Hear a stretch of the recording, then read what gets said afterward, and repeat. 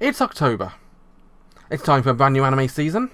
And it's time to follow my usual tradition of falling behind very quickly of all the shows I'm going to review. Doing it slightly differently this year. If there's a show I know I've got no interest in, or if I'm getting overloaded, I'll probably skip a few shows. I'm not going to try and do them all like I have done the last few years. I'm going to do as many as I can. So join me, because this is, as ever, the 2018 Autumn Anime Preview, from a different perspective.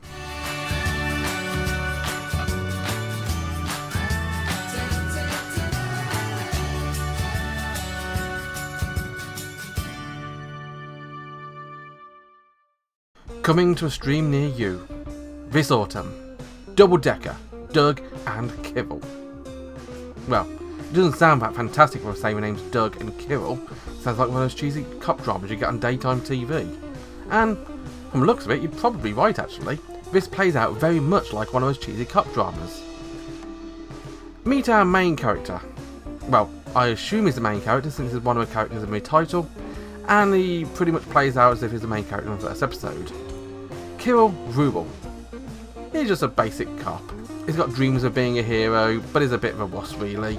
Doing odd jobs for his neighbours, like chasing down cats and getting, I wouldn't say picked on, but dismissed by his co-workers.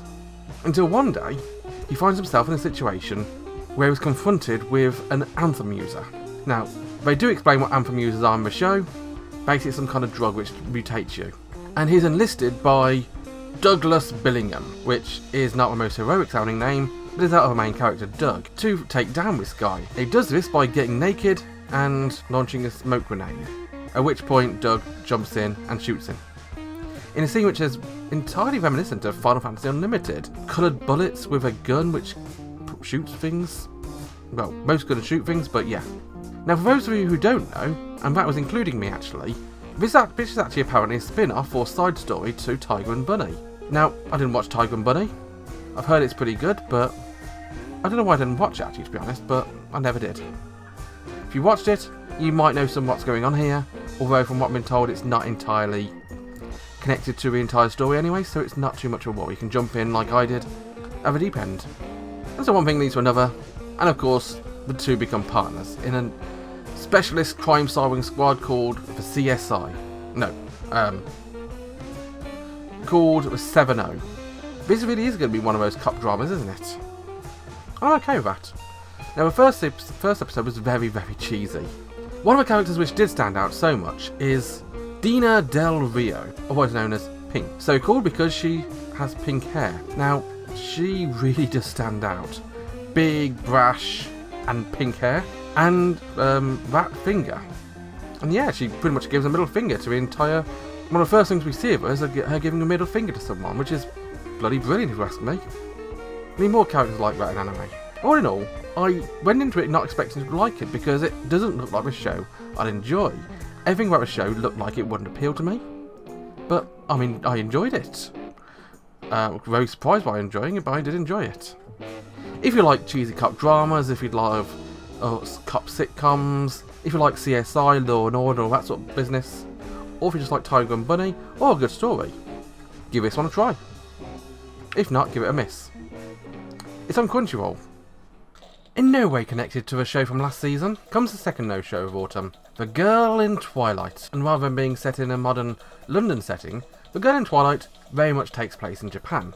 A very mysterious Japan, because the first thing we get to see are 5 girls performing some kind of 444 ritual. No idea what that is, but it sounds interesting at least. A 444 ritual. We're using some dice in order to randomly generate a FM radio signal to try and find to be honest, I've really no idea what's going on here. But it's apparently girls in the Crystal Radio Club trying to find other worlds. Spoiler alert, it doesn't work. Not that really worries too much the main character, Asuka Tsuchiya. We're also quickly introduced to the other main characters of the series. We have the wild twin tail Nana, which is pretty much doing random stuff the entire episode, but she seems pretty fun and she's probably most visually attractive out of a lot of them in terms of overall design. We also have a shy girl, who, strange enough, is named after an F1 circuit, Mia Silverstone. A studious girl who's the club president and doesn't want any involvement in any kind of rituals, although she kind of really does. She's very tsundere. You. Then you got the other girl, Chloe. Clearly the Crystal Radio Club are a bunch of troublemakers. Well, 4 of them are anyway. Well, 3. One isn't actually part of the club. The crazy girl, Nana, again. And they take over the student radio in order to, instead of broadcasting classical radio, to broadcast Asuka's mixtape, which leads to insane results. And almost gets Asuka's cassette recorder taken away from her. And she can't have that because that's a whole ritual type thing. But again, they're having fun, they're having a cup of tea at the end of the day, because these are apparently girls which go to a tea house after school. Makes sense, I suppose. And I decided to go and do the ritual one more time. Except this time, something happens. It works? Suddenly, the 5 girls are actually transported to a brand new world. A world full of yellow, golden sands, and golden snow bunnies. Just don't eat the yellow snow girls, it's a bad thing. And don't let the yellow snow bunnies eat you either, because that's even worse. This cute and innocent scene turns violent when the snow bunnies start attacking them. Thankfully, a mysterious girl jumps forward to save the day. A mysterious girl who looks remarkably like Asuka and collapses, too hungry to move, once she takes them back to their world. Now this is where the real intrigue of the show begins, because there seems to be another Asuka in this world fighting these snow bunnies, and she's got a picture of Asuka's brother, or I think it's her brother anyway, who's either dead or gone missing. So I don't actually know what's going on, but it does seem very interesting and very mysterious. I am looking forward to finding out how these girls will explore the other worlds, whether or not they will, and what trials await them. If you do want to catch up with a girl in Twilight, you can find it airing over on High Dive. Fire, bombers, death. What does this have to do with being reincarnated as a slime? I've no idea, as after a tiny bit of unexplained historical overture, we're back to a modern Japan without any explanation whatsoever. Nor does it come up with the rest of the show. Welcome to That Time I Got Reincarnated as a Slime. A show about a guy who gets teleported to another world, just reincarnated as a slime. Look, if you don't get how these shows work by now, then you're never going to get them. You read the title, and that tells you what the show is going to be about. Got it? Meet our main character, Mikami Sato, a relatively boring office worker. But, of course, there's no way he's ever going to get transported to another world. I mean, just listen to his opening monologue. He lived a total normal office life. He graduated, he got a job, and made a living. He's a perfectly content 37-year-old. He's got no girlfriend, he's a virgin, not really as bothered. So yeah, there's no way in hell that guy's ever going to get transported to another world, is there? Again, if you don't know how these shows work, then yeah, of course he's going to get transported to another world. Even if it wasn't obvious in the title, he was going to get transported to another world. You don't get an introduction like that unless you're going to get transported to another world. And he gets transported in the most obvious way possible these days. He gets killed. It feels like I'm watching Lances and Magic all over again. What with a random Gundam fan being transported to another world to make Gundam. Or Mecha, whatever he wants to make anyway. But yeah, what makes it so bad in this one is the way he's transported is such an unrealistic stabbing. Then, I mean, come on. If you're going to kill somebody, at least make it more realistic. This time you got this unnamed, invisible assailant charging through a crowd of people, not stopping to stab any of them, just running straight forward, and I'm pretty sure they'd have all survived as well had the main character not jumped in front of a blade. He jumped in front of a blade to try and save someone, but you wouldn't expect a perfectly content 37-year-old virgin to do that. Main character jumps in front of a blade and gets stabbed. Body for him. And suddenly he gets reincarnated. I will say suddenly, they go through an entire long sequence of him dying slowly and agonising death. Not so much agonising with him, agonising for us watching it. As his preferences for his new body are confirmed. No pain, no blood, no problems with heat, no problems with cold. Electric resistance, great knowledge, a great sage. He can absorb things, he's unkillable. And so the ginormous supercomputer known as God, well that's what I'm going to call it anyway, sees all his demands and comes up with a one body in a fantasy world which can sort that out. Yep. In case you hadn't guessed already, our good friend Sato gets reincarnated as a slime. He also gets a cute voice, because his manly voice wouldn't work for a tiny wee little slime, would it? And we spend the rest of the episode exploring what being a slime is like, and meeting a Sundera dragon, called Veradora, who is apparently one of the four most powerful beings in the entire world. And he befriends him. Yeah, that happens. So, that time I got reincarnated as a slime has potential. I'm not going to rule it out just yet. There's huge alarm bells going off in my head. It sounds like a lot of shows very similar to it we've had in the last few years. But this one comes with high recommendation apparently. Lots of people seem to love the books, but that's not always a wide recommendation anyway. You can watch it over Crunchyroll. I've reached started in the middle of this episode, because this doesn't seem like the start.